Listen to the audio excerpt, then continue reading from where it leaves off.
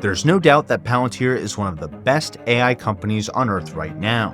But the question is, for how long? Palantir stock has been crashing hard, going down by 30% in the last week alone. And between the Trump administration cutting defense spending and Alex Karp selling millions of shares of Palantir stock, there's really only one question left to ask. Is this the end for Palantir, or are their best days still to come? Your time is valuable, so let's get right into it. First things first, this video is a little different. I'm sharing more of my personal opinions, and they may not be for everyone. And of course, I'm not here to waste your time. So here's what I'm going to cover up front. All the reasons that Palantir stock is crashing, what Alex Karp's huge stock sales mean for the future of Palantir, what Palantir actually does, or the science behind this stock, and of course, my current long-term outlook for Palantir stock based on everything going on right now. Let's start with why Palantir is crashing so hard. There are three big things putting a lot of pressure on Palantir stock right now. First, the United States Secretary of Defense Pete Hegseth ordered senior military leaders to cut 8% of the defense budget for the next 5 years. The cuts could potentially include costly weapon systems like the F-35, which means major defense contractors like Lockheed Martin and Boeing might see those cuts as well. That's obviously bad news for Palantir, since 41% of their total revenues still come from the US government today. In my personal opinion, this is actually great news for Palantir, because budget cuts are all about doing more with less, which means streamlining complex processes, automating time-consuming tasks, and consolidating hardware and software solutions to rely on fewer vendors. Exactly why government agencies and large enterprises work with Palantir in the first place. In fact, I think the deeper the cuts, the more likely Palantir ends up winning big, because there are so few private companies that are able and allowed to deploy AI tools that touch classified information, defense systems and sensors, and government assets in general. So Palantir stock should really be up on the Pentagon slashing spending, not down. The second thing making Palantir stock crash right now is all the news around Palantir CEO Alex Karp filing a trading plan to sell up to 10 million shares worth $1.2 billion in 2025. And that's on top of the 41 million shares that he sold in 2024 for roughly $2 billion. The headlines make it sound bad, like Alex Karp thinks this is the top for Palantir stock. But that couldn't be further from the truth. First off, Alex Karp isn't logging into his brokerage account and selling these shares himself. All of these sales were planned under the 10b5-1 rule, which is a rule that every investor needs to know about. The 10b5-1 rule lets company insiders set up an automatic trading plan to buy or sell their stock at predetermined prices, not just times, but prices. That way, they can't just buy a ton of shares ahead of big announcements or dump them ahead of a bad earnings call. In my opinion, what actually happened was that Palantir stock went up by 500% over the last 9 months, which ended up triggering some of Alex Karp's planned sales much sooner than anyone expected. Not to mention that some of his sales last year were simply to cover required tax withholdings for a portion of his stock-based compensation vesting. Then, just 2 months ago, Alex Karp canceled a trading plan that would let him sell up to 49 million shares worth up to $6 billion, even though Palantir stock was at all-time highs. And now his current trading plan is for just 20% of the shares. To me, that seems like Alex Karp is actually super bullish on the stock and thinks it'll be worth much more over the next few years. Otherwise, he would have just simply kept his old plan and collected $6 billion. I can't imagine the self-control and long-term mindset that it actually takes to do that. The third thing that made Palantir stock crash is the valuation. At its peak, Palantir stock had a price-to-earnings ratio above 650, and it's still over 450 at the time of this recording. I covered why the PE ratio is a terrible metric for companies with high earnings growth in the past, but the truth is, half of Palantir's shares are owned by institutions, and they don't care if the PE ratio is a bad metric or not. They have to answer to their clients, their fund managers, and their boards of directors every single quarter. So, when any stock goes up 500% in less than a year, institutional investors have to take profits and manage their risk. All this news together is what's causing Palantir stock to drop by 30% over the last week. But defense budget cuts could actually increase demand for Palantir's AI platforms. Alex Karp is planning to sell just 20% of the shares that he planned to sell just 2 months ago, and institutions are selling because they're focused on quarterly numbers, not long-term returns. So I think the market is making a huge mistake on Palantir stock, which presents a huge opportunity for long-term investors. But here's the bigger issue.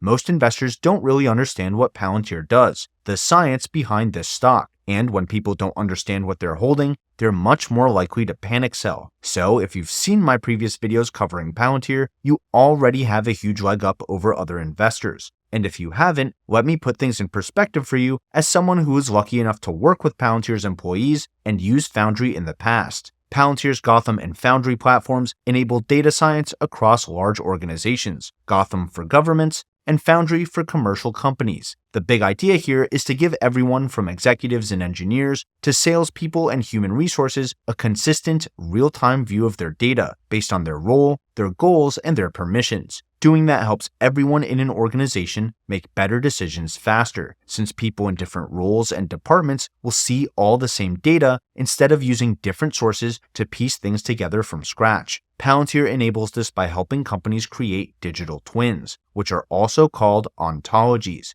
At a high level, an ontology is a map of things and their relationships, kind of like a social network. In fact, let's use Facebook as an example. Facebook is a network of people and their relationships. Most people have a name, a birthday, a home address, a school or a workplace, and maybe a few hobbies or interests, all of which are different ways that people can be grouped together. For example, everyone with the same workplace is a coworker. Everyone with a nearby home address is a neighbor. These are meaningful relationships because you can do things like advertise a work function to everyone with the same workplace, or advertise a local event to everyone within a certain radius. You can also use combinations of properties to make assumptions about these relationships. For example, everyone who went to the same school and has a close enough birthday were probably direct classmates. So having a network view of all this data, or an ontology, could be useful in many different ways. For example, what if you want to find the people with the most influence in any organization, like a workplace, a school, or a new potential customer? Well, you probably want to market your service or make your campaign promises to the people with the most connections, since they can help spread your ideas the fastest. Seeing enterprise data from this ontology view can also reveal all kinds of valuable insights. Which servers in a data center are connected to the most devices, and do all those devices have the right permissions? Which military assets have too many tasks, and which ones have too few? Why does one executive have 20 direct reports while everyone else has 10? Where are all my trucks, my shipping containers, and inventory right now? This consistent, real-time, company-wide view of everything everywhere all at once can help decision makers spend time, money, and human resources as efficiently as possible. Representing data as an ontology also works no matter the size, the speed, or the type of data. Ontologies scale all the way up to entire government branches and all the way down to individual rows in a spreadsheet. It's all entities and their relationships, which is why Palantir's platforms have an essentially infinite total addressable market.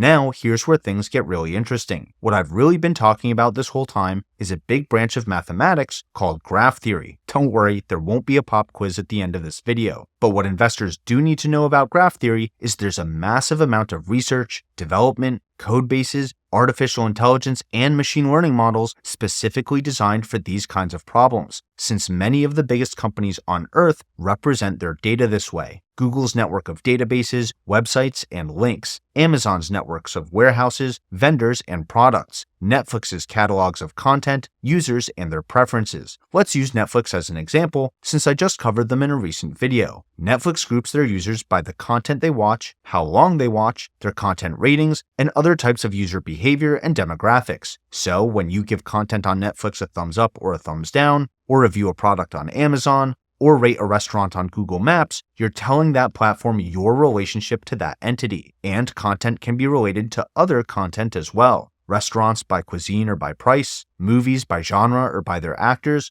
products from the same brand or that meet the same need. It's all the same problem, just remixed for different markets. Now, a new user named Alex tries Netflix for the first time. Let's look at what content users like Alex watch the most and put that content in front of him. And surprise, surprise, it's mostly romantic vampire movies.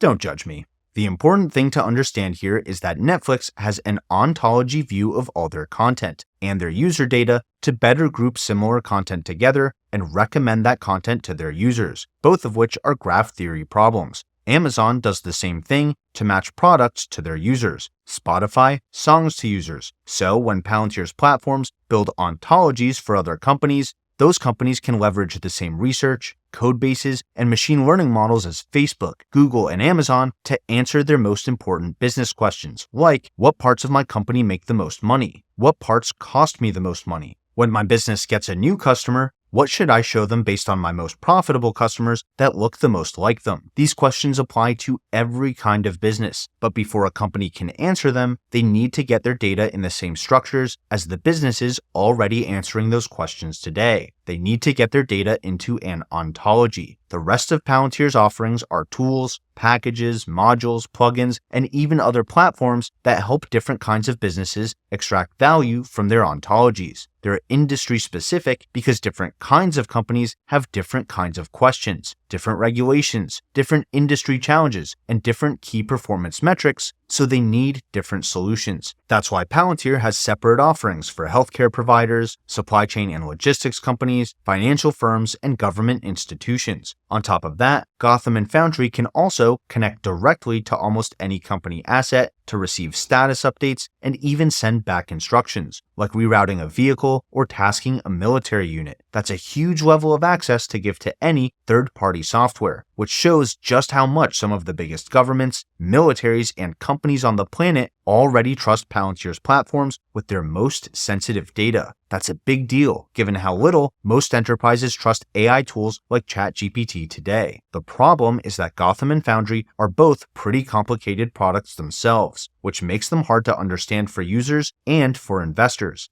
And now we've come full circle, because that's exactly the problem that Palantir solved with AIP, their artificial intelligence platform. At a high level, AIP lets users interact directly with their company's ontology through prompts. So instead of building code or creating different dashboards, users can interact with AIP kind of like they would with a much more capable and reliable ChatGPT. Interfacing with an ontology this way seriously lowers the barrier of entry needed to leverage AI, get things done right, and get them done fast. That's a lot of value, but it still leaves the massive challenge of getting all the right data together, building an ontology, and getting AIP working in the first place. Which is why Palantir came out with AIP bootcamps, which are hands-on working sessions where participants can build real solutions to their own company's problems in under a week. Experts and decision makers go to these AIP bootcamps and work directly with Palantir's engineers to build out their own enterprise-grade AI tools and workflows using their own company data, even if it uses their own intellectual property or other sensitive information. And they leave these bootcamps with use cases that are close to production ready and enough hands-on experience to finish building and start implementing them. On top of that, Palantir's partners can run their own bootcamps, which only makes Palantir's adoption compound even faster. That's why Palantir's revenue growth has actually been accelerating for the last 5 quarters, growing by 20%, 21%, 27%, 30%, and now 36% year over year. And I expect that growth to continue, especially since the global artificial intelligence market is expected to more than 8x in size over the next 8 years, which would be a compound annual growth rate of 30% through 2033. And now that you understand what Palantir actually does,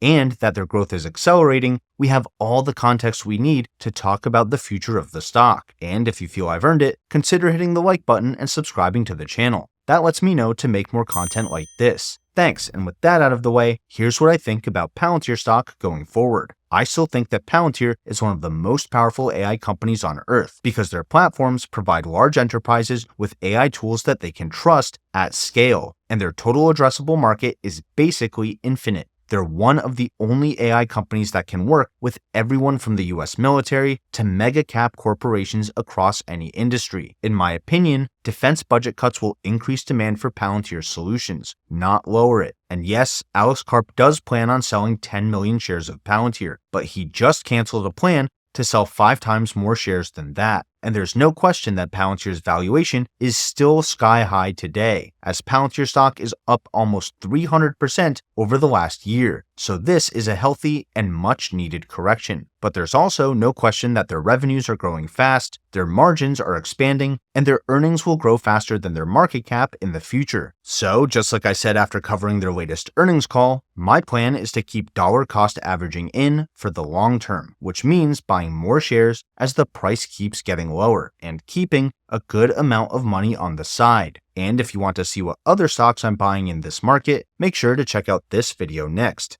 Thanks for watching to the end, even though I gave you everything up front. And until next time, this is ticker symbol U. My name is Alex, reminding you that the best investment you can make is in you.